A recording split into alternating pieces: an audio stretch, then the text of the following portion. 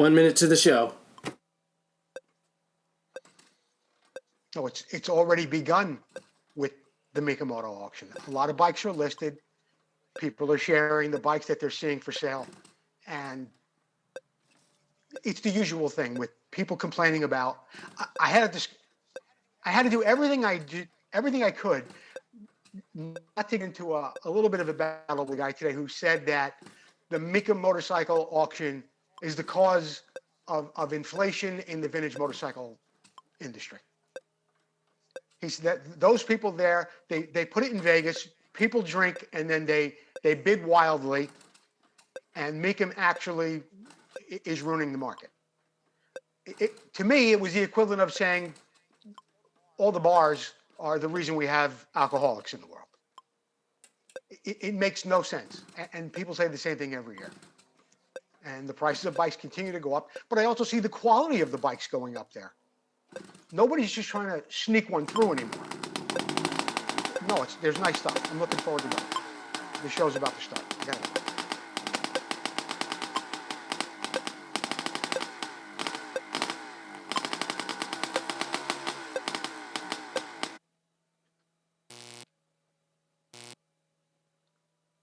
You're live. Good evening, everyone. Happy New Year to you. You're watching Vintage Motocross Q&A. I'm your host, Joe Abadi. On tonight's show, we've got some great things coming up. Let me tell you about them. The next time try this segment, we're going to be talking about pistons and circlips. In the Moto Showcase, we've got a great little Yamaha PW50. Here's the problem. We've got some questions and we've got some answers. Did you know? A new segment for the show tonight, and I'm going to be talking to you about how that strap came about on the Yamaha YZ tank.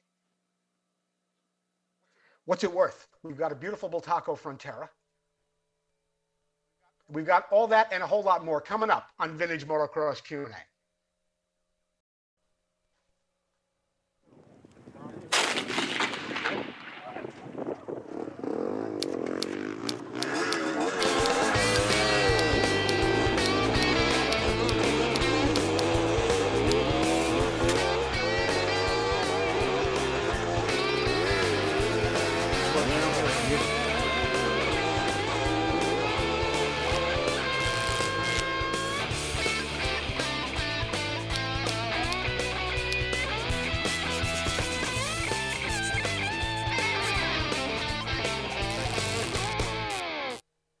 Welcome back. Thanks for joining me tonight on Vintage Motocross Q&A. Thank you, Jordan, Chelsea, and Susie for helping me put the show together. And thank you, the viewers at home, for tuning in.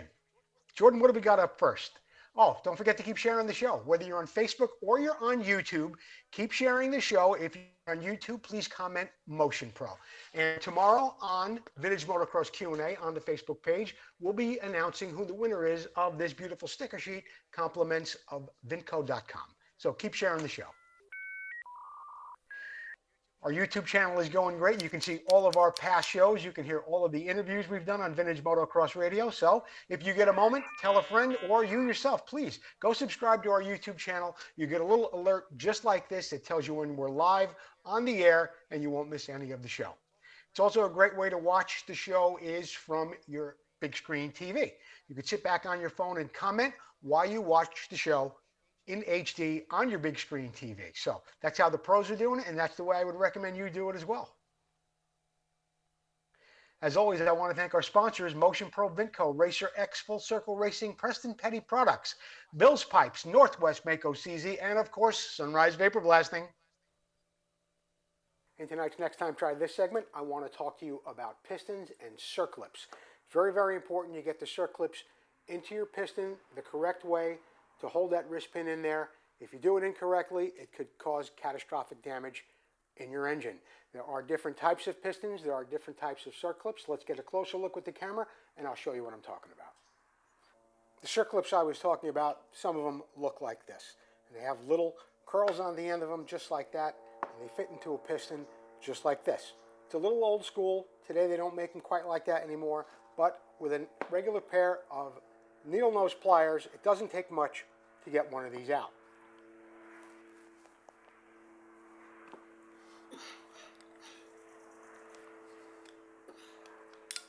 There you go. These come out real easy. Now, second type of piston you might have looks like this. And in here, you have a little pocket. The circlip's going to go in there. You can always pry it out with a little awl like this or a little screwdriver, and you can get this type of a circlip out of there. And it's going to go back in the same way.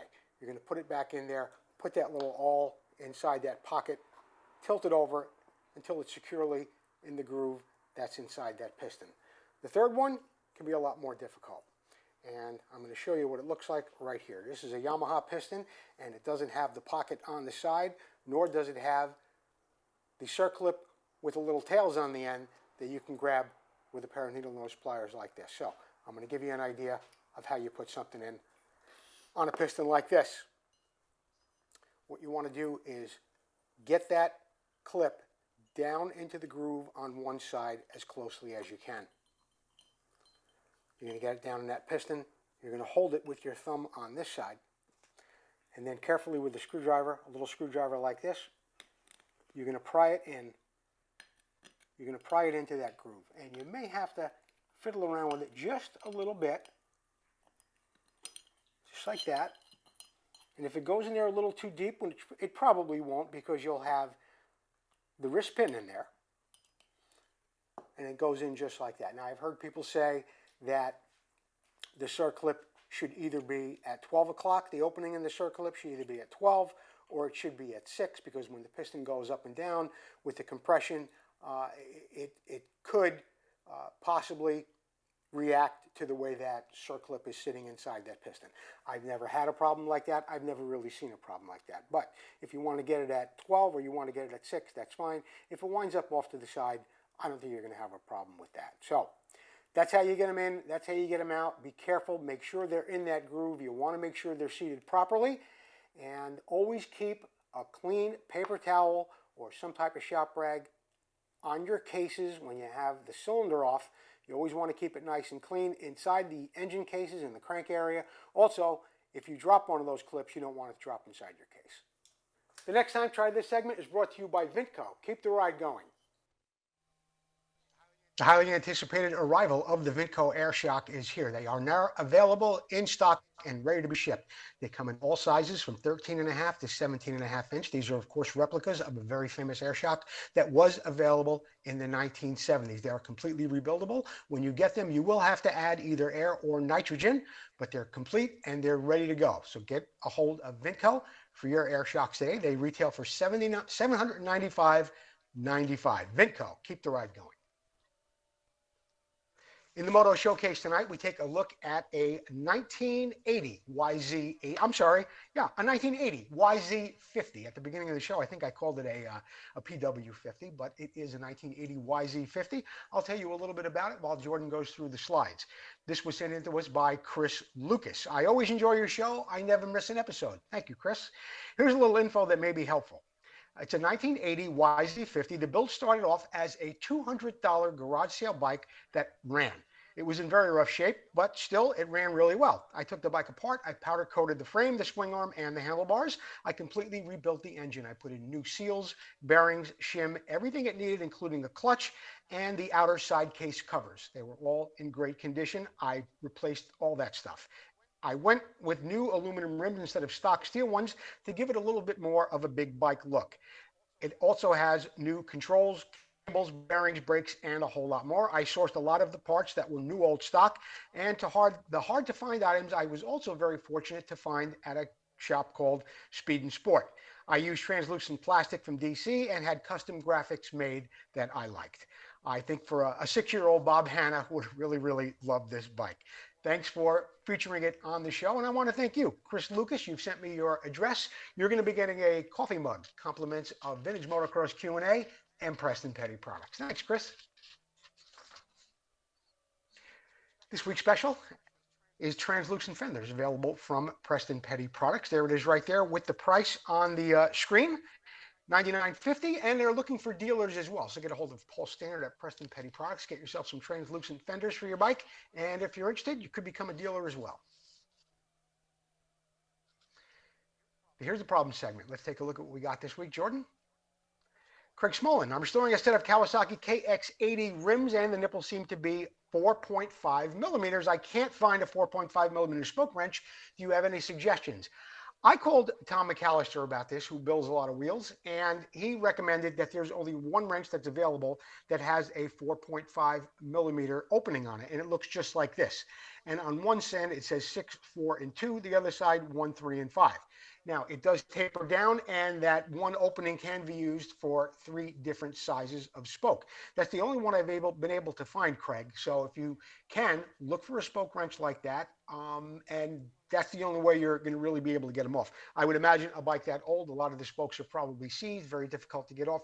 We had a discussion about this a couple of weeks ago on the show where I talked about using some penetrating oil and probably some heat to loosen them up. But if you're still having a problem, you're going to have the right size spoke wrench on there. You're going to need to look for something like this. Thanks for the question, Craig. Rick Skelton, can you direct me to a place I can get a dished sprocket for a 1976 Yamaha YZ125C? They seem to be hard to find. They are. They're very, very difficult to find. It was an aluminum sprocket. It was 428 originally in 1976. They wore out pretty quickly. And having owned one of these bikes in 1976, I remember just the sprocket alone from a dealer was about $75. You were able to replace them with a big chain kit, a 520 kit from some of the aftermarket dealers, but you can't get those anymore. What you can do is you can put a flat sprocket on there from a 76 YZ125X or a 1977 Yamaha YZ125.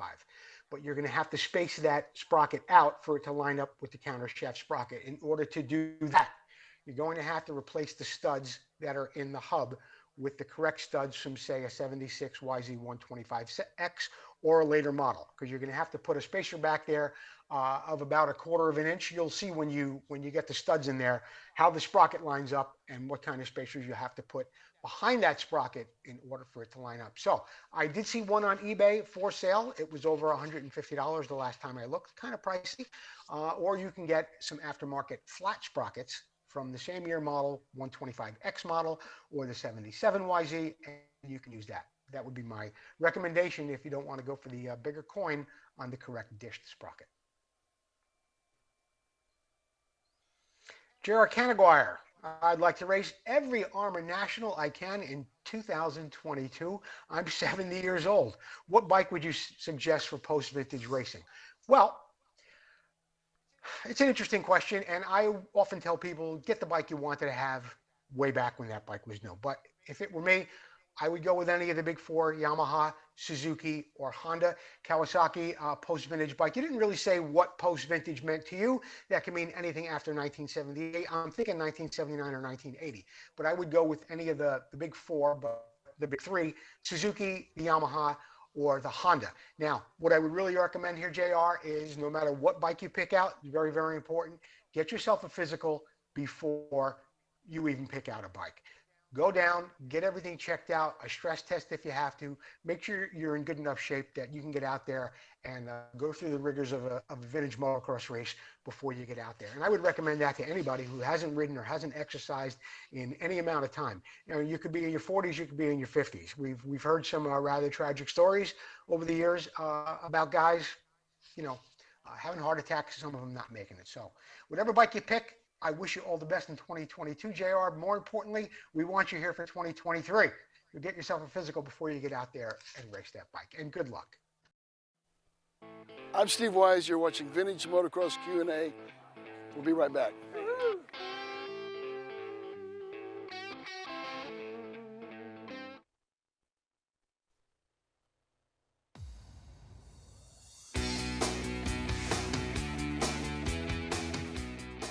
Hi, I'm Jeff with Motion Pro, introducing you to the Masterlink Press Tool.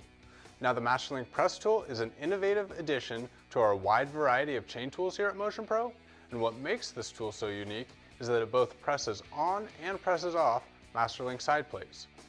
It's designed to be used with all 50 series clip-style links and performs the job very easily. The Masterlink Press Tool is constructed with a billet aluminum body and hardened steel pins for long-lasting durability. It's affordably priced at $28.99 and is available from your favorite dealers nationwide.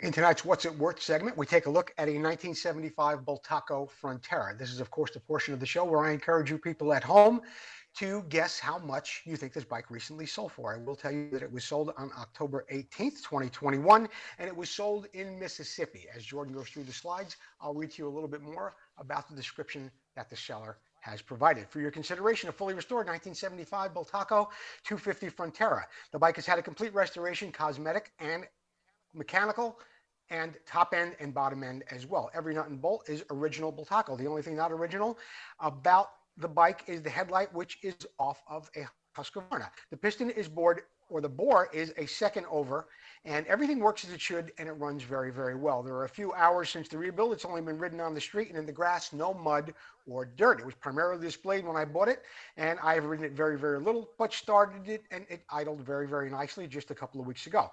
Best of all, it's been titled, which is rare for these bikes, which is a nice item to have with the bike in case you wanted to register it. The nipples are still new on the tires. The bike has a removable Bultaco side stand. It comes with a center stand as well, but it is not installed. It also comes with 12 brand new spark plugs, a brand new work manual. I need to buy a camper and a trailer, so this is my priority during my retirement years, so the bike has to go. It is fully restored. It does show beautifully. Check the pictures. And that's it. These Spanish bikes are very expensive to restore, and you'd be hard-pressed to find a nicer one. And I would agree. Looking at the pictures closely, the bike was restored very, very nicely. It does run. It does have the title. And what do you think this bike recently sold for? $5,000? $7,000? $7,500? This bike sold on October 18th in Mississippi for $6,700. I think that was a really, really great deal, considering the parts for a restoration of a Bultaco, and he has all the correct hardware in it too, which does have those Bultaco logos on it. So $6,700. That's what it sold for. That's what somebody thought it was worth. Did you know, this is a new segment of the show that I am bringing on board tonight. So did you know, and I'll tell you a little bit of history on some things you may not have known. Jordan, let's go to the slide. Did you know that the Yamaha YZ tank on the first YZs, the 74 and 75 models, it was strapped onto the frame? Very, very unusual for that time. And the story goes is that the Jones family, Don and of course his sons Gary and Dwayne, had taken a DT1, which was basically an enduro bike, and they had stripped it down and made much lighter parts for it. And at the point where they were ready to put a gas tank on it, they took two tanks, and they were made of fiberglass. One was the top half was a Bultaco tank, the bottom half was an OSA tank. Why they wanted to make a bigger tank was Gary had to race it in some international races. The motos were 40 minutes long plus 2 laps. They wanted to make sure they didn't run out of gas, and they also wanted to make it a whole lot lighter. So they constructed this tank out of fiberglass, and they didn't want to put it on there with that center bolt that you sometimes see. So after they got it back from having the mold made, they went to put the tank on the bike, and they weren't sure how they were going to mount it. So how the story goes is that they went down to a horse tack shop, and they bought some of those Velcro straps, and that's how that strap came about. Now, you may say, how did it happen that when Yamaha came out with the production version, that strap was put on that bike? The Jones family shipped their modified DT to Japan to show the Japanese at the factory what they did to modify this bike. And when the Japanese saw that strap, they thought it was such a great idea. They implemented it in the production 1974 YZ 250 and 360. And that's how that tank strap came about. Did you know that? Well, now you do. Sunrise Vapor Blasting, Mark Farriester, Modesto, California. If you have something delicate made of metal, it could be for anything that floats, flies, or rolls. It could be a carburetor, whatever it might be. Get it down to Mark Farriester at Sunrise Vapor Blasting. He'll put it in that magic tank of his, and you'll get back a beautiful piece that is guaranteed cleaner than new, without ever changing the profile of the metal. And it doesn't matter if it has some fittings in there that are brass or made of a different metal other than the aluminum carburetor that you may have it on. It's all going to come out beautiful and clean, perfect for a restoration, perfect if you're looking to get your carburetor or any other part clean on something you're rebuilding. Get a hold of Mark Farriester at Sunrise Vapor Blasting. It'll never be cleaner. In the expansion chamber tonight, we saw a video last week sent in to us by our friend Roy Vanderveer. He was talking about how to properly remove a flywheel from a YZ100 engine. The video this week, Roy is back and he's going to show us how to time that engine. So let's pop in our little expansion chamber video into our VCR and see what Roy has to say.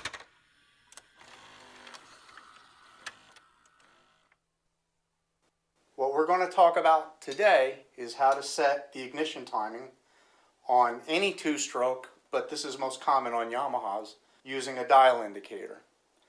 And I already have the indicator set up in the head, and on the teardown we'll go over the parts and tools that you need to be able to do this.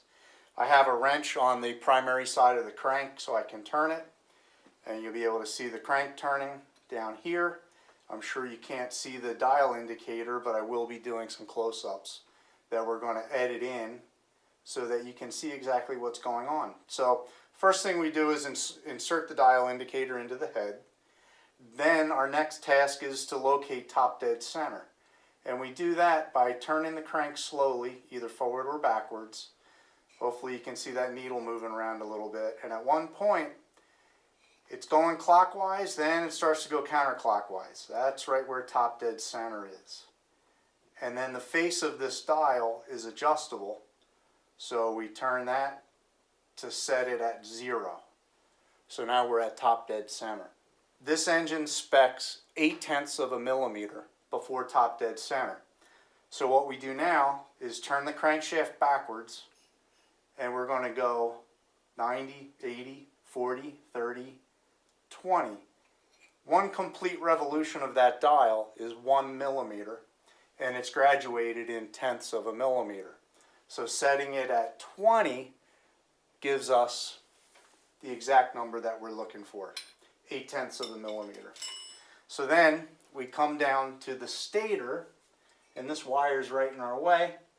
But what we want to do is turn the stator so that the timing marks line up perfectly.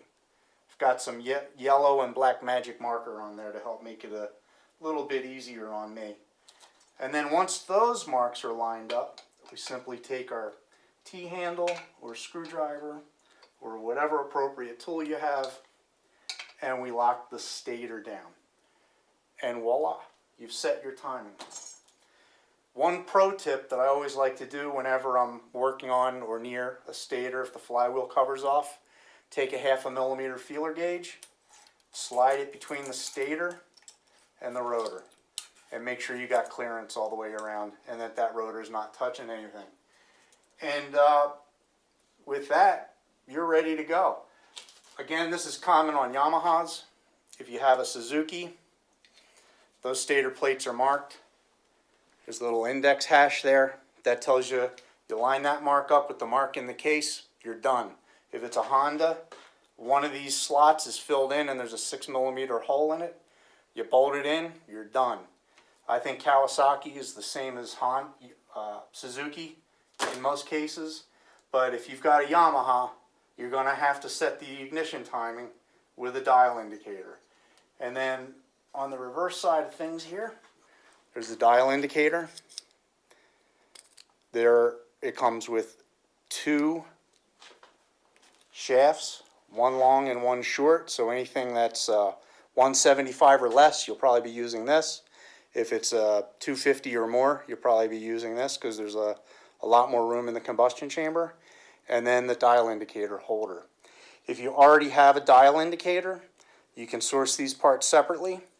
With that, that is how you set the timing on your two-stroke with a dial indicator. Till next time, thanks. Thank you, Roy Vanderveer. Great little video. Jordan, what's up next? Oh, Full Circle Racing. Still got a great special going on up there. They'll powder coat your hubs, and for just $50. That comes in satin black or gloss black for just $10 more. Tom will do the brake plate as well. If you want a custom color, it's just $20 one-time fee. Get a hold of Tom McAllister at Full Circle Racing, whether it's for your vintage bike, modern bike, street, or off-road. Full Circle Racing. They've got what you're looking for. We're going to take a commercial break, and when we get back, we'll get back. keep sharing the show, guys. Tomorrow on the page, we'll announce who the winner is of this beautiful sticker sheet compliments of Vinco. Classic and vintage dirt bikes are more than a hobby. It's not just about the ride. It's about the work that goes in. The work that keeps you connected to the ride. It's about bringing the bike back to life and doing it with your own hands. It's about the adrenaline and adventure. And when it comes to putting all the pieces together, only Vinco knows the bikes and parts the way you do. Vinco, keep the ride going.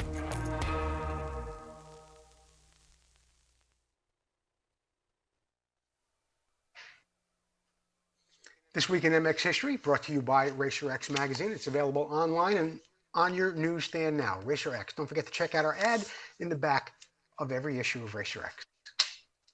Jordan, what do we have up first? 1976.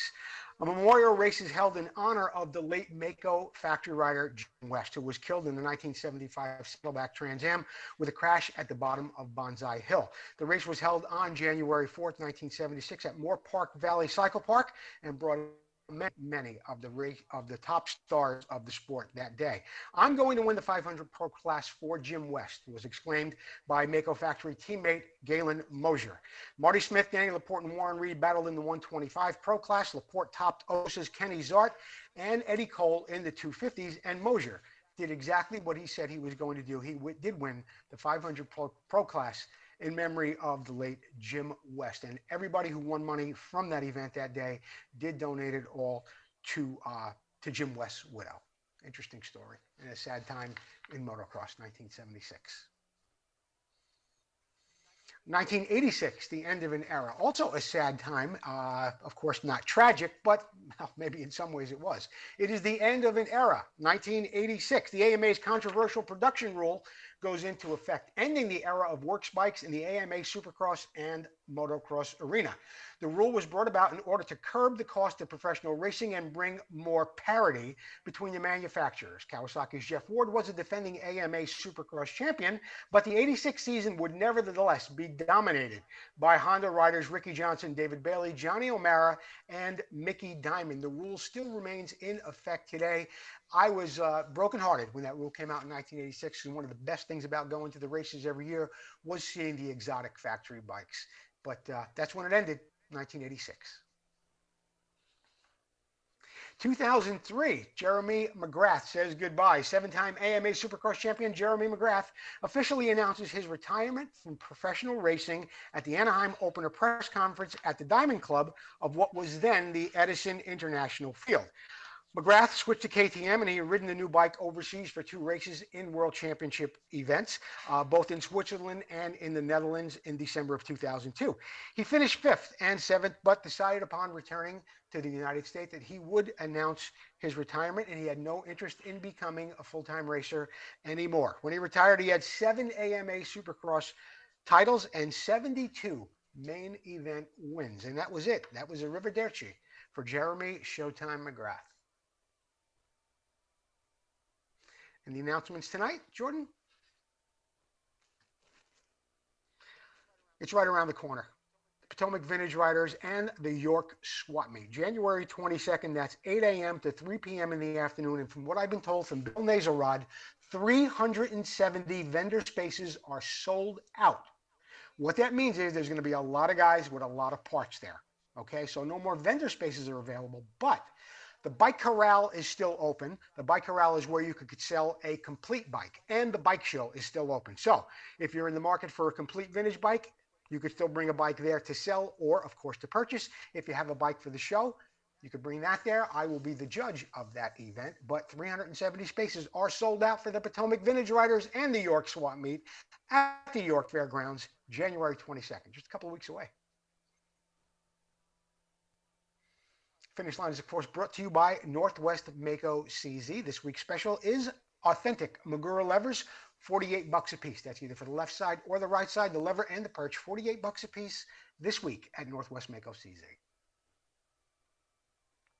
Vintage Motocross Q&A t-shirts and hoodies are still available. The t-shirts are just $19.99. Follow the link in the show description. Get yourself one in either white or gray for a few bucks more. You get yourself a nice hoodie. If you go buy one of those shirts, take a picture, send it over to us, and we will gladly post it on the show and on our Facebook page.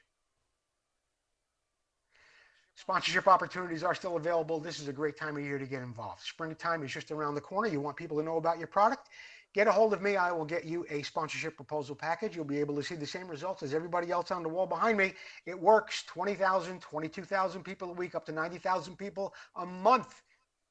You're not going to get that kind of exposure anywhere for the price of a Vintage Motocross Q&A sponsorship proposal package. And I want to thank Bill's Pipe, Motion Pro, Preston Petty Products, Full Circle Racing, Vintco, RacerX Magazine, Sunrise Vapor Blasting, and Northwest Mako CZ. I think that wraps it up for tonight's show. It does. I want to thank you all for joining me. Wishing you all a healthy and happy New Year. Don't forget, the York Swap Meet is coming up. Supercross is happening this weekend. I'm really, really excited about that. And I have Gino. Come on, Gino. There he is. Gino's here with me. Thanks for watching the show, everybody. We'll see you next time on Vintage Motocross Q&A. And I got little Rocco here, too. And Susie.